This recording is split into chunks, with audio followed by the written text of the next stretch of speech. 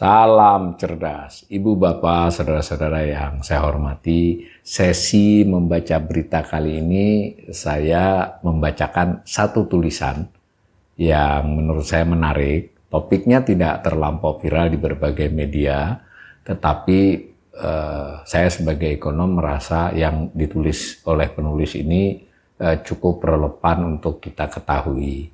Nah, judulnya "Perlukah Perang Harga Dilarang?" Ditayang di Bloomberg Technos 27 Oktober jam 8.16 pagi. Ya, ada gambar ilustrasi yang tidak dari penulisnya tapi dari Bloomberg. Nah, penulisnya adalah Rionanda Dama Putra namanya. Nah, dia adalah seorang ciri-ciri ekonomis Bank Danamon Indonesia, jadi ekonom ya, tapi spesialisasinya treasury. Itu sejak 2 Desember 2024. Ini berarti masih muda nih. Pribadinya seorang pembelajar yang ingin tahu banyak hal, lulus dari FEB UI 2023. Jadi ini seorang ekonom muda. Nah, saya baca tulisannya ini. Pohon yang menggugurkan daun di musim semi. Kiasan itu barangkali tepat untuk menggambarkan industri otomotif Indonesia saat ini.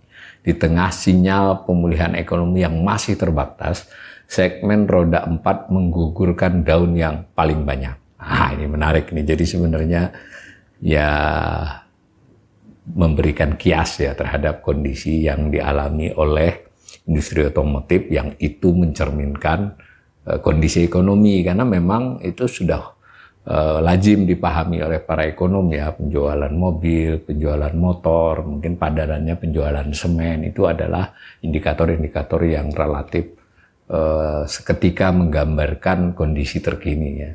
Nah, saya baca lagi data Gaikindo, jadi gabungan pengusaha ini ya, menunjukkan penjualan mobil sepanjang Januari Agustus 2025 mencapai 559.334 unit, turun 11,8% dibanding periode yang sama tahun sebelumnya. Jadi tahun sebelumnya 2024 selama 8 bulan itu 663.660 unit. Ini penurunan yang signifikan. Lazimnya penjualan mobil ini meningkat ya, cenderung meningkat dengan laju peningkatan yang berbeda-beda kecuali di saat-saat ekonomi sulit.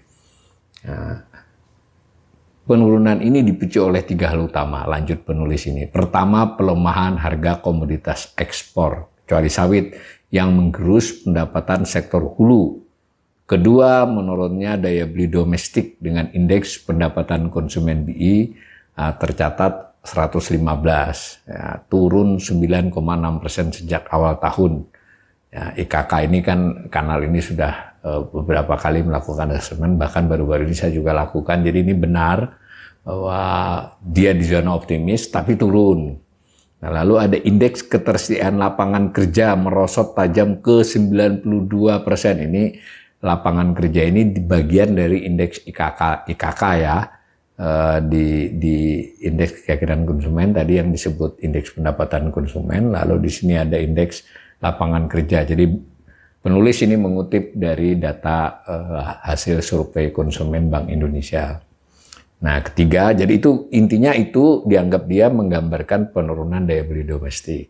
Nah, sebetulnya tentu ada alasan-alasan lain ya, indikasi lain yang menunjukkan penurunan daya beli domestik. Nah, yang ketiga, perubahan lanskap persaingan yang membuat konsumen semakin menahan belanja. Nah, ini yang mungkin mau disoroti. Nah, pada saat yang sama, panggung otomotif Indonesia sedang kedatangan tamu dari Tiongkok. Fenomena price war atau Neizuan yang mengguncang pasar mobil di sana kini mulai terasa di sini.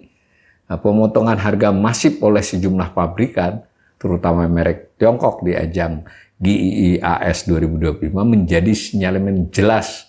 Lantas mengapa perang harga justru terjadi saat daya beli masyarakat sedang melemah? Itu yang dipertanyakan oleh penulis ya.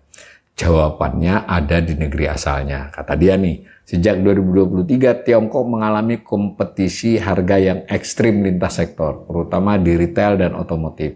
Seiring tekanan daya beli domestik. Di sana ya, di Tiongkok ya, kendaraan energi baru, New Energy Vehicles, NEV, menjadi motor utama perang harga ini didorong insentif pemerintah. Pada Agustus 2023, pabrikan NEP mulai menurunkan harga besar-besaran untuk menyaingi kendaraan konvensional. Jadi ini informasi yang diberikan, jadi sejak 2023 Agustus itu harga diturunkan besar-besaran oleh new energy vehicle ya, seperti mobil listrik lah ya. Jadi untuk menyaingi mobil yang kendaraan konvensional, terutama di segmen pekerja kerah biru dan taksi daring. Berarti mobil lawar ya, mobil harga lebih murah. Pada 2024 kompetisi itu meluas menjadi antar sesama pabrikan NEP ya. Jadi kalau tadi NEP dengan konvensional, ini antar NEP mulai 2024 bersaing juga hingga akhirnya BYD menurunkan harga 30% untuk 22 model pada Mei 2025. Dia mengutip Reuters. Jadi antar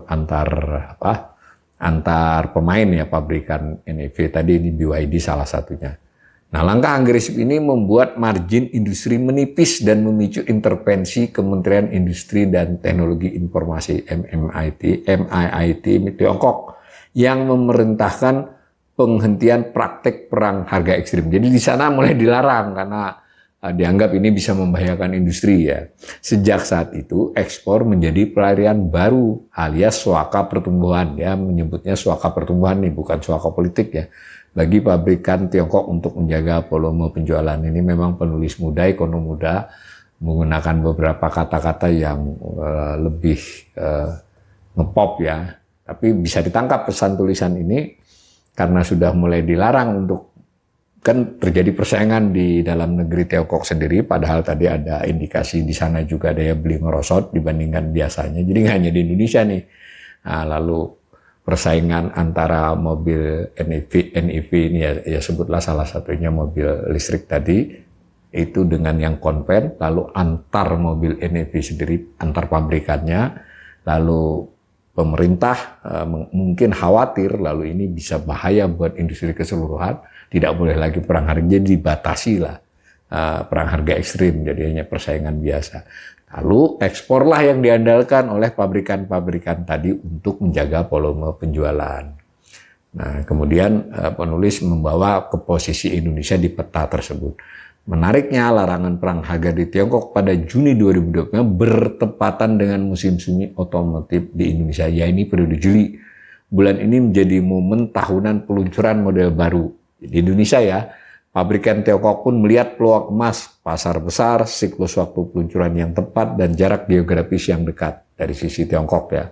Hasilnya, sepanjang Juli 2025, terdapat 11 peluncuran mobil baru, di mana 6 diantaranya merupakan kendaraan listrik berbasis baterai BEV, meskipun lebih sedikit dibandingkan 14 model BEV pada Juli 2024. Tapi kan baru lagi ini kan 11, belum 14 tahun lalu. Dampaknya terhadap harga sangat terasa. Hampir semua model baru adalah volume makers, memaksa pabrikan existing menurunkan harga jualnya secara signifikan. Jadi yang baru datang ini memaksa yang sudah ada di Indonesia existing itu juga ikut turun harga.